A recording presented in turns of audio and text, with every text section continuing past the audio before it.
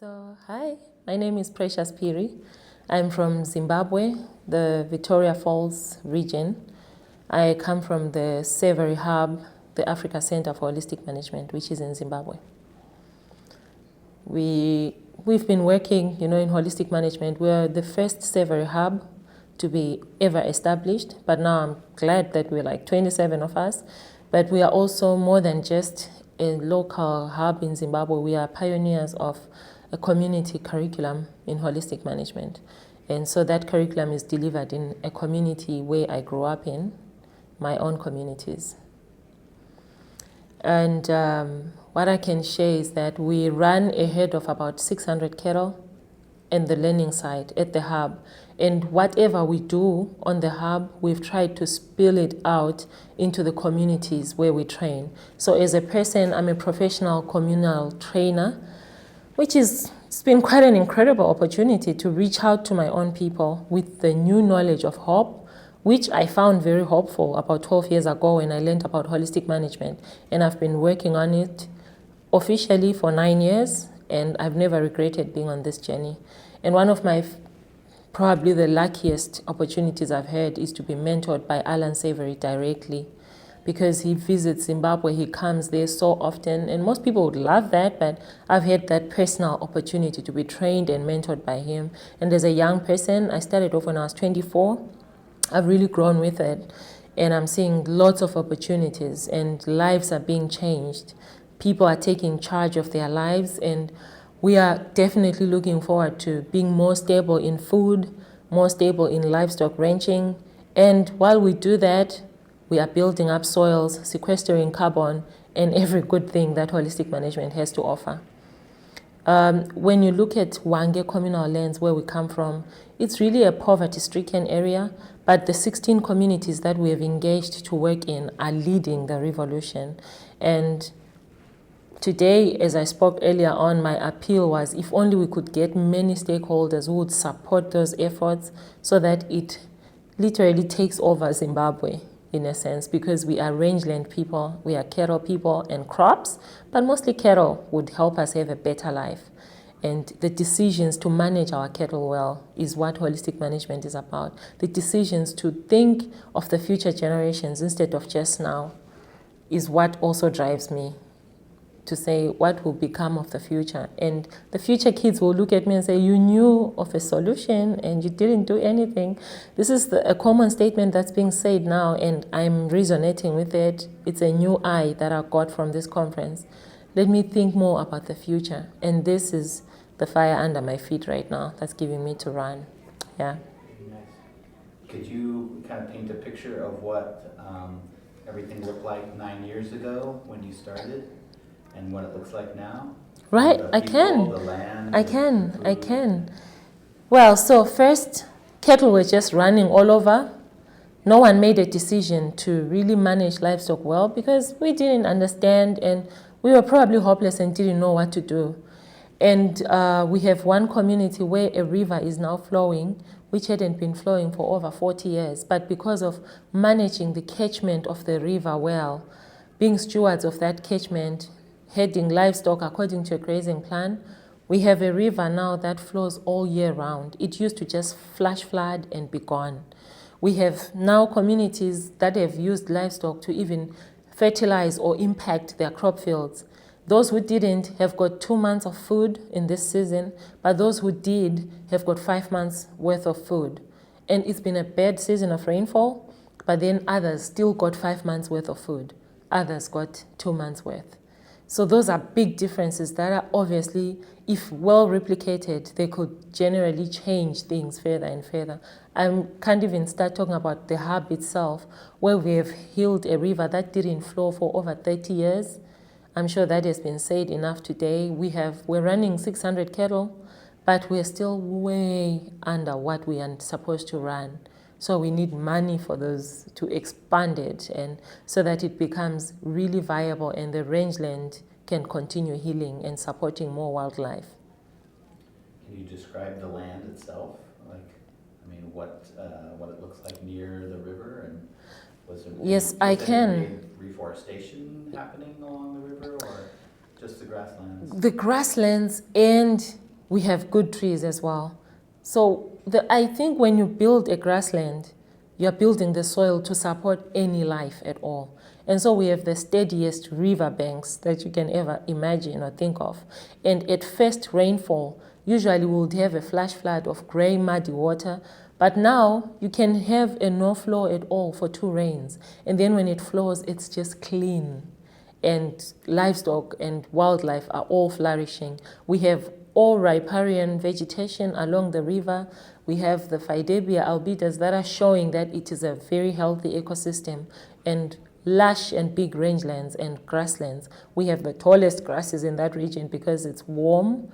So we are supporting lots of life. And how has that affected the people and the community there? We are a learning center, and when they see that, it's just across the road. Everybody's like, oh my goodness, this can be done, and we want to do it. And so with the learning of facilitation skills and methods, we have even learned to have them take lead and role in leading the process. So that's even more empowering and more beautiful to see. Mm-hmm. And how big is the area that you're managing and you're working with? As the hub, we are managing 3,200 hectares of land. And generally in the Wange communal area, the communities we have impacted are 72,000 hectares out of 16 communities. And how many people? I would say 22,000 people. Yes, 22,000 to 22,000 people with a household of an average of plus or minus 5 people per home. What's the surrounding area like? And I mean, you're almost describing, and I have a picture in my head of like, you're creating this oasis. It's almost like a water hole in the desert. Absolutely. Does everybody else want to come there? I will describe it as that. Like, generally when you hit your feet on our land, it is an oasis in the desert. Because one, we are in one of the driest regions in the country, one of the hottest, with the longest dry and hot season and the shortest rainfall, 3 to 4 months period. And within the rainfall season, long stints of dryness. We call them dry spells.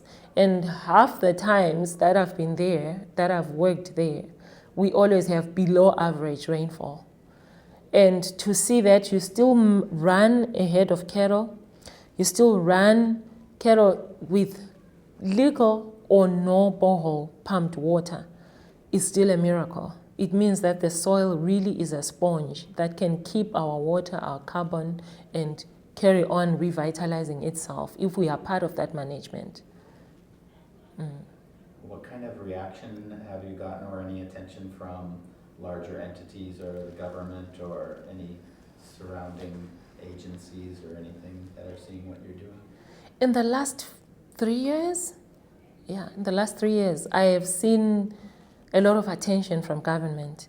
The first biggest one we ever had was a visit by the Vice President of the country. That gave us like a springing board in the country.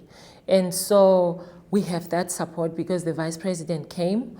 The ministers obviously then start flowing into the arena. We are now so collaborated with the Ministry of Agriculture that they actually want their principals in small colleges to come and be a part of this, get the training, and then see if we can have like trial plots in important colleges in the country, because I think that the academic world definitely is an important place to start from.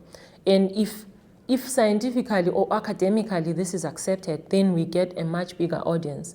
Otherwise, we work very well with the Ministry of Agriculture, their extension officers, land officers, and veterinary services. They help us in managing the big herds in the communities. And so, yeah, there's a great collaboration. And then in terms of NGOs and other institutions, we've had great partnerships. We have what is called Care International. We work with Heifer International because they run livestock and other programs with communities. And so this becomes like a beautiful synergy. We once trained a a permaculture institution. We have another amazing permaculture institution from the Eastern Highlands who are doing a great job, and they're actually on life cycle number 2 now of their program. So those partnerships, they are not as many as we would like, but definitely we've started setting things in motion. Mm-hmm.